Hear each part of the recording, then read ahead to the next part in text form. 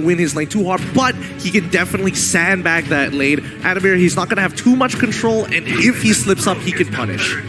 Oh, the Bane. Hey, we got it. We got it right here. The Bane coming from EVOS SG, but in their draft right now, what do you think?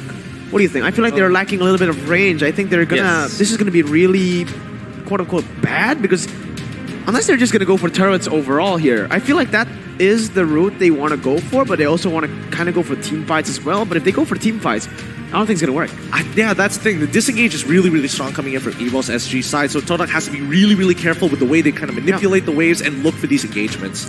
I have to go for like surprise team fights, right? You have the Loi as your ultimate diversion, but especially with the ultimate, you get the surprise pick with the Bane as well. You teleport this Bane with you, and maybe the Rafaela along with the Hylos. You invade the jungle of the Yi Sun Jin.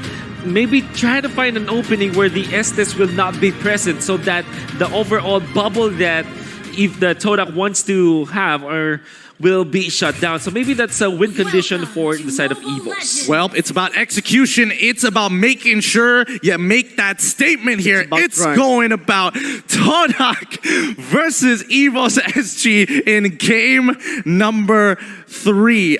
The real question here, Miracle, you know what I'm going to say. Come on. I do, but I'm not going to fall into it. It's going to be actually Moon. Wait a minute. So low in the early stages by JPL on that Rafaela, man. This guy, just so insane in the early game, but most of it coming from the damage from Sayla. Oh, yep. He's finding this initial engagement. The yin-yang reaction is going well onto Chico. He might be in some trouble. JPL is going to flicker for him. Cyclone Eye is going to get him out of that situation, but Yums is at level 2, so he can't start topping off the health of Chico, guys. He might need a little bit of help on this one, or wait, does he still have? Yes, he still has retribution. Wait a minute. He could still make it work. He can type this out, right? Yeah, pretty sure he can. No, he cannot. He cannot. He has to defend it. It's fine. It's fine. Relax. It's okay. It's okay. Orange Buff isn't going to kill him. We're not going to see it just today. Oh my god, but that's already so huge for the Bane. Look at how 600 gold just based on that. And this is not what you want to do against the Bane. Yi Sun Jin, if you're not able to scale properly, it is going to be a huge problem. You need that 2-item power spike.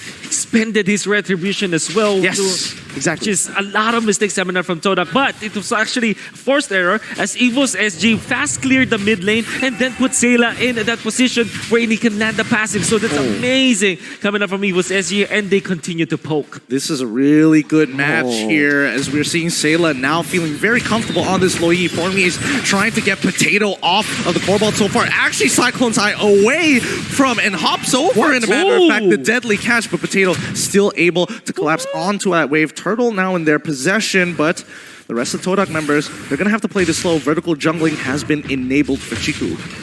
Gold lane, Lapu-Lapu coming up from TODAK. Obviously, Adamir is going to have a good time in the early stages, but eventually, if the ultimate is available, that Lapu-Lapu can pose a kill threat against that Brody. If they do want to play this with the Kagura, they can apply the pressure into the gold lane. Remember, the passion is made possible by the Singapore Tourism Board as that turtle is going to be slain down here. TODAK going to be rotating up towards the other side of the map. Now, in spite of what we've just saw so far, EVOS SG, are they going to press their advantage by invading the jungle, especially once again, they've got the level advantage. Why not? Yeah, that's what they need to look for here. That's the whole point of picking the high-lows in that top side. You want to just keep on pressuring that top side, and exactly with the Loi as well. Ooh, very close. Very close indeed. Lethal Wander going to be contested once again. It's a 4v4, but again, they don't really want to fully commit to this. Unfortunately for Chiku, he has caught up in levels, but it might not be enough here. Still a level down on Potato. Sayla doing a good job damaging Moon and keeping Yums in lane. I wonder for TODAK, since the second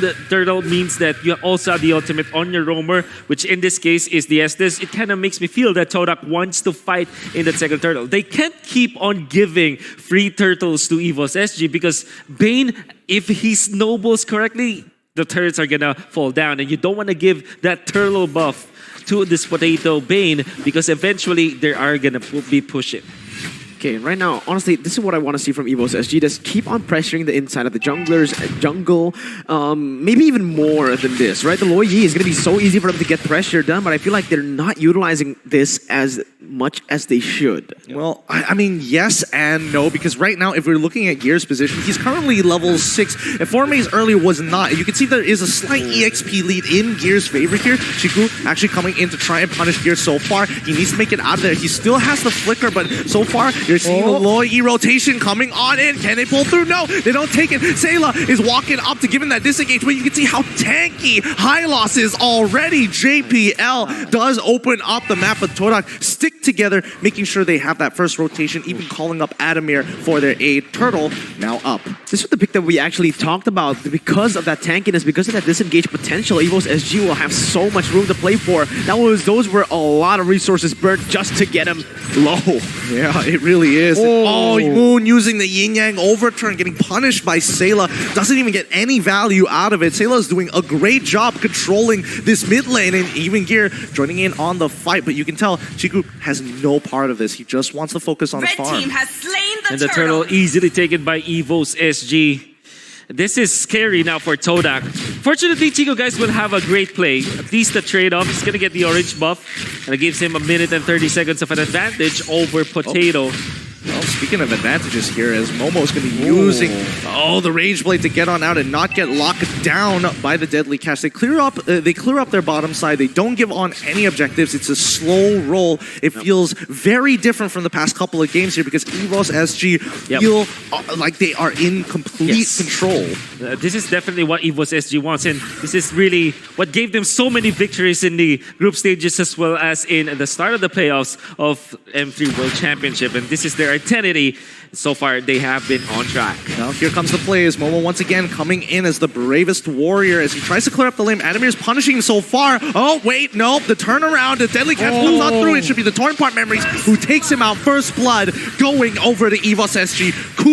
Cool, calm, and calculated as they always are. Man, EVOS SG, this is the way they want to play right now. They're just going to go for the sieges, for the pickoffs on the map, but now it's time to look at the items here, Wolf. Yep. Dreaded armor picked up by Momo. This is perfect against the physical damage component of EVOS SG, but they badly need anti-heal now.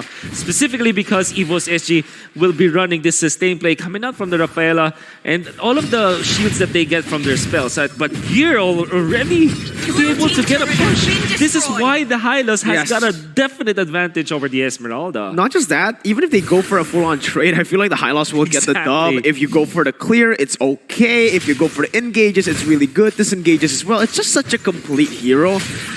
And now, like, EVOS SG, again, Moon is going for JPL, but that's definitely not the right target. Even if he gets the kill, it's not going to be worth it because Yup, it's going to be Formaze who's going to get targeted here. No! Yums manages to save Formaze just in time. The Torn Apart Memories about to rip open his dreams here as JPL as well as Potato hovering for position on towards this turtle side. Wait, teleport, what is it? Exactly, yes! They find it into the orange pop jungle. They find Yums take him out with the yin-yang reaction. Quick follow-ups and great control. This is the rhythm we were talking about.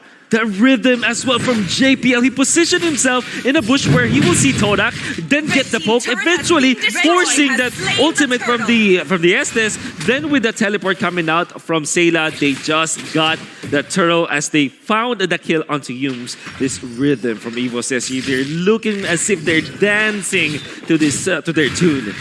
Here comes Gear once again, getting the lockdown onto Chiku. Guys, no holy baptism coming in from JPL just yet. Patiently holding his ultimate as Formaze looks for space to give. Moon, he is getting chunked out here. He is falling behind to Sayla, who is a level up on him.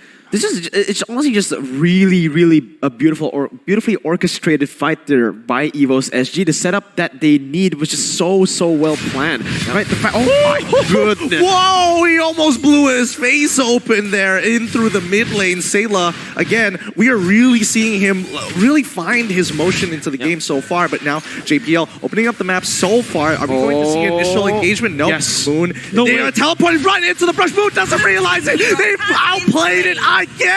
They've caught them off. Sayla with these fast diversions is working out so well. And even Chiku losing out his 1v1 against Adamir. Momo is coming in to look for some kind of retribution, but the Holy Baptism stops him right in his track. Deadly Catch is going to end his life. That's going to be a 3-for-nothing trade in favor of EVOS SG. Star Moon, he's trying to make the turnaround, but no. Gear matches the rotation. Well done for EVOS SG. Still TODAK not on the board, and the fact of the matter is EVOS SG, they just have the better setup overall for these fights. They're always in the position where the mid lane is clear, the top side is clear. They're able to open up the map so well with that Lo Yi diversion. But the fact of I think Chiku, he's not using the Mountain Chakra at the right time, right? He's just popping it randomly at some time, just opening up the map for no reason. There's no moment, like, it's not the right moment, I feel like, to be using that Mountain Chakra. Well, honestly, I'm not even going to lie to you. Even if they're using the Mountain Chakra to try and figure out where this diversion is, like, the timings of these diversions are rather odd. That's right. Because of the fact that EVOS SG are always successful with pokes. You can see Sayla just popping out the dispersion as well as the rotation so that you can get the stun. Almost initiating that play. Ragebait getting on to Adamir's side. Deadly Catch is hopped over immediately as Momo is forced to move back. But Jubes is holding on, but Formace cannot seem to get past JPL, and as well as Sayla. Gear waiting in the brush for his time to collapse onto anyone. He can tank all the damage in the world, but Chiku making the play on that bot side, cracks open the tier 1 for himself. This is going to be very, very dangerous for both teams. Nobody wanting to commit more than this. Let's see what happens here, right? Because both of the teams right now, it seems like EVOS SG will have a slight advantage considering that TODAK has used most of their ultimates, but now it's all back off. The play here, the diversion into the tri-brush, but JPL ends up right outside the tri-brush. Unlucky as the punishment comes in. Moon, he tries his best with the yin-yang overturn, but a quick turnaround by Sayla's side. EVOS initiate the fight here as Momo trying to hold on to his own. He goes down straight away. This gear is way too tanky for him to hold on. The bounce for the crab claw off of Formace's head. He goes down next. It's a 4-for-nothing trade. Once again, EVOS SG looking clean. Looking clean with that initiation coming out from Sayla's diversion as they have found the jump on Adamir. Chico, guys, unfortunately jump forward against EVOS SG because he kind of feels that they have the advantages. The Lord will be taken by EVOS SG. Unfortunately, when Adamir jumped into Chico, guys, Yumes was not in range to pop the heal. That's why EVOS SG was able to burst him down. Then eventually, Adamir just played it so well, poking in and out of the fight so that eventually, he's gonna deal more damage to the members of TODAK. This is why they first picked the Brody. Surely, it's not a clean 100% win for this Brody or Adamir, but that play just showed us how good he is at this hero. And man, you gotta talk about how EVOS SG are again utilizing this Lo Yi to a very, very high level. Sayla coming in, performing at a very high level again for his team. And look at how they play these team fights again. Just so much setup on the board. They use the Deadly Catch in such a good way by zoning all the members away and using it at the right time. Do you see when Potato uses these ultimates in these fights? Always disengaging, peeling for his main carry, Adamir. Yep, but now look, Chiku is pushing down on towards bottom side, and you can also see Formace holding up mid, but now EVOS SG gonna bank it on this Lord to open up and crack it. They've got it, the Deadly Catch is already out. Lord is gonna be walking on through. They notice what's going on at Chiku. Oh my goodness, Moon is pulling it towards the second inhibitor to get away from the crystal, but that might not necessarily be the play here as EVOS SG, they're not gonna commit any more than this. They slow roll, and here we go, Moon comes in. He doesn't commit to the yin-yang overturn, but baits out Sayla's spells. No rotation or dispersion. Formace now on the run as EVOS SG wants to get his head. Even Chiku waiting in the wakes, hopefully to catch somebody else off. Adamir's got to be careful as the Glorious Pathway comes out with the Deadly Catch once again. They're going to crack open another inhibitor. Gear stands tall, and he will not move. Here we go. It's the initial engagement. Momo's not going to be enough as Formace finds 4 on the falling star movement. It doesn't matter as Momo already goes down. Chiku tries to make a place. He takes out Potato. It's a double kill so far as they push forward. Gear looking for any opportunities, but Sayla having enough time of his life. Formace cannot peel him off. It's a 3v1. Well played as a 3-for-2 trade in favor of EVOS SG. Sayla. This man, dude. You can see the positioning on his man, and Adamir goes in for that stun. He's so bold. Oh my god. They're gonna look to end it here. Match Yumes point. and Moon can't do anything. The host Instant Nation comes out strong in Game 3. GG. Well played to EVOS SG. It's all about Sayla. That game was all about Sayla. The diversions, the early game pressure, the team fight positioning on this man. He is feeling it.